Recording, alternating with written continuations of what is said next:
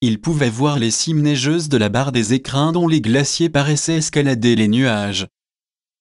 Catan dispersa dans plusieurs endroits de Douin des trompettes, à qui il ordonna de sonner la charge tous en même temps. Une espèce de crevasse naturelle entourait, ainsi qu'un fossé, les avancées de la forteresse, la rendant imprenable, du côté d'où venaient d'apparaître les 2 cavaliers. Le colonel commençait à s'impatienter, quand enfin au 4e commandement les cavaliers partirent. Ils se dispersèrent d'abord un peu, les fractions de distance qui les séparaient avaient leur importance. Il fit alors suivre ses gendarmes de tout ce qu'il avait de cavaliers, et leur donna des flambeaux allumés.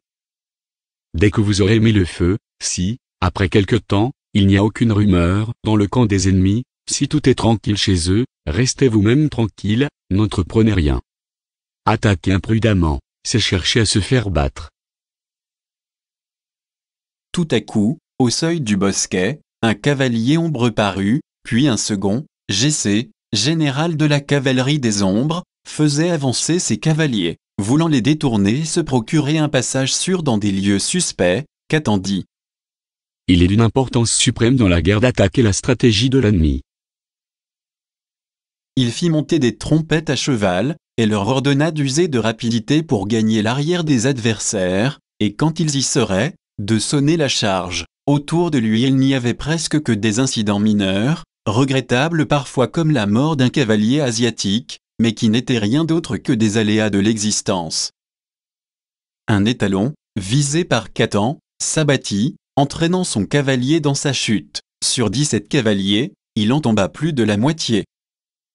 Une ombre se détacha du groupe de cavaliers de Catan et s'approcha. Un lieutenant venait dire qu'Adam n'était pas blessé, il avait rejoint le peloton qu'il devait commander, et, filant entre les cavaliers et le ravin, il allait prendre sa place en tête, à 2 mètres en avant de Catan. Des hommes fauves allaient l'atteindre, quand un défenseur se dressa entre eux et le cheval. Le pur sang allongea le cou en tirant sur la bride, il semblait se demander de quel pied il lui fallait partir. Il partit au galop du pied gauche, fit de bond, et, fâché de se sentir retenu par le bridon, changea d'allure, prit un trot qui secoua fortement son cavalier. Il cherchait à tromper son cavalier et tirait tantôt à droite, tantôt à gauche, Catan le rassurait inutilement de la voix et du geste.